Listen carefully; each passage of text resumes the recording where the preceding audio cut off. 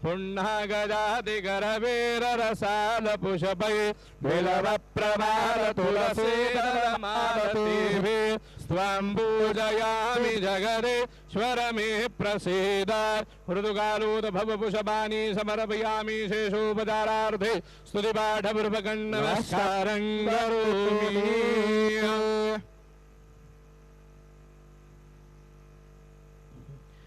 बस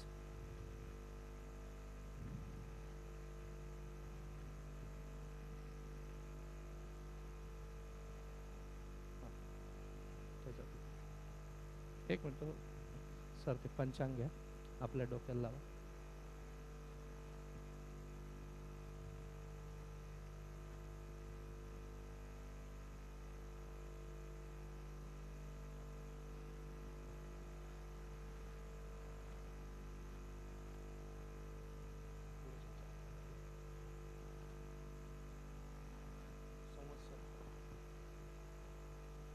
मराठी नवीन वर्षाला सुरुवात होत आहे, त्याच्यामुळे संवत्सर बदलतात. त्या वर्षभरामध्ये पाऊस, पाणी, पीक काय वगैरे राहील त्याच्यात दिलेलं नाही, ते वाचत सर तू वाच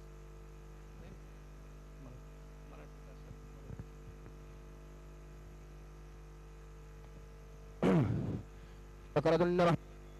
कोडे समप्रभा निर्विघ्नं कुरुमे देवा सर्वकार्येषु सर्वदा सजयति सिन्दूरवदनो देवो यत्पात पंकजस्वरां वासस्मरणीयं तमसां राशिं नाशेन विघ्नां. प्रारंभी श्री गजाननाचे स्मरण केले असता सूर्योदय होता ज्याप्रमाणे तिमिर समूहांचा नाश होतो त्याप्रमाणे सर्व विघ्नांचा नाश होतो. तो सिंदूरवदन देव उत्कर्ष पावत आहे. नत्वा गणपती खेतान ब्रह्म विष्णु शिवात्मकान संवत्सर फलम वक्षे सर्व कामार्थ सिद्धये. सर्व कार्याची सिद्धी होण्याकरिता श्री गणपती ब्रह्मा विष्णू आणि महेश्वर यांना नमस्कार करून संवत्सर फल सांगतो. नूतन संवत्सर सुरू होते त्या दिवशी घरोघर ध्वज व तोरणे उभारावीत. मंगल स्नान अभ्यंग स्नान करून ब्राह्मणासह देवांची व गुरूंची पूजा करावी. स्त्रिया व मुले यांना वस्त्रालंकारांनी भूषित करून उत्साह करावा. ज्योतिषांचा सत्कार करून त्यांच्याकडून वर्षफळ श्रवण करावे, म्हणजे हे वर्ष लाभप्रद होईल. प्रथम मंगल स्नान करून अमृतापासून उत्पन्न झालेल्या कडुलिंबाच्या कोवळ्या पानांचे चूर्ण करून पुढे सांगितल्याप्रमाणे भक्षण करावे, म्हणजे व्याधींचा नाश होऊन सुख, विद्या, आयुष्य व लक्ष्मी संपत्ती ही प्राप्त होतात. मिरे, हिंग, मीठ, ओवा व साखर यांच्यासह पुष्पासहित कडुलिंबाच्या कोवळ्या पानांचे पूर्ण चिंतेत कालवून रोग शांती होण्याकरता भक्षण करावे. पंचांगस्थ गणपतीचे ब्राह्मण व ज्योतिषी यांचे पूजन करून यांच करता यथाशक्ती दानादिकांनी संतोष होऊन मिष्टान्न भोजन घालावे. नाना प्रकारची गीते, वाद्य व पुरुषांच्या कथा ऐकून दिवस घालवावा, म्हणजे संपूर्ण वर्ष सुखाने जाते. राजाचे फल श्रवण केले असता वैभव अचल होते. प्रधानाचे फल श्रवण केले असता कुशलता प्राप्त होते. अग्रधान्य शाचे फल श्रवण केले असता लक्ष्मी स्थिर होते. मेधाधिपतीचे फल श्रवण केले असता वाणी सुरस होते. रसाधिपतीचे फल श्रवण केले असता धार्मिक बुद्धी स्थिर होते. पश्चात द्वादाधिपतीचे फल श्रवण केले असता दीर्घायुष्य प्राप्त होते. प्रतिवर्षी वसंत ऋतू पुण्यकार अशा चैत्र महिन्यात नवीन वर्षफल श्रवण केले असता पातकांच्या ओघांचा नाश होऊन आयुष्य, यश व लक्ष्मी यांची वृद्धी होते. ब्रह्मा, विष्णू, महेश, रवी, चंद्र, मंगळ, बुध, गुरु, शुक्र, शनी, राहू, केतू हे सर्व शत्रूंचा नाश करोत. वर्ष प्रतिपदेच्या दिवशी जे भक्तिपूर्वक संवत्सर फल श्रवण करतात ते रोग, दुःख, दारिद्र्य रहित होऊन आनंदाने व धनधान्यांनी युक्त होतात. सूर्य तुमच्या आरोग्याची वाढ करो. चंद्र यशाची, मंगळ ऐश्वर्याची, बुध बुद्धीची, गुरु हा गौरवाची, शुक्र कोमलवाणीची वाढ करोत.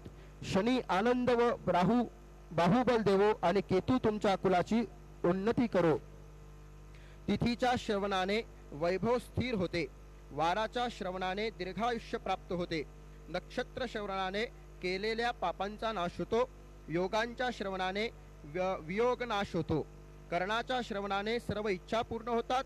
ज्योतिषाकडून नित्य पंचांग श्रवण केले असता सिद्धी प्राप्त होतात. श्री सूर्य सिद्धांत मताने जगाच्या उत्पत्ती, संरक्षण व लय यांच्या कारणीभूत अशा श्री महाविष्णूच्या नाभी कमलापासून उत्पन्न झालेल्या ब्रह्मदेवाचे आयुष्य 100 वर्ष आहे. त्यापैकी 50 वर्षे होऊन गेली. सांप्रत 51व्या वर्षाच्या पहिल्या महिन्याच्या पहिल्या पक्षाच्या पहिल्या दिवसाच्या घटिका 13 पळे 42 आणि 3 अक्षरे होऊन गेली.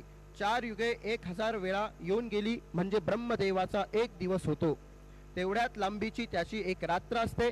ब्रह्मदेवाच्या एका दिवसात 14 मनु असतात. त्यांची नावे स्वयंभुव, स्वारोचिष, उत्तम, तामस, रैवत, चाक्षुक, वैवस्वत, सावर्णी, दक्ष सावर्णी, ब्रह्म सावर्णी, धर्म सावर्णी, रुद्र सावर्णी, देव सावर्णी, इंद्र सावर्णी त्या एक एक मनुत महायुगे होतात. एका महायुगाची वर्षे 43,20,000 आहेत. याचप्रमाणे चाचुक्ष होऊन गेले आहे. चालू असलेले वैवस्वत मनवंतर 7वे आहे. वैवस्वत मनवंतरातील 27 महायुगे जाऊन 28वे महायुग चालू झाले आहे. कृतयुगाची वर्षे 17,28,000, त्रेतायुगाची वर्षे 12,96,000, द्वापार युगाची वर्षे 8,64,000, सांप्रत चालू असलेल्या कलियुगांची वर्षे 4,32,000 आहे. कलियुगामध्ये 6 शतककर्ते आहेत.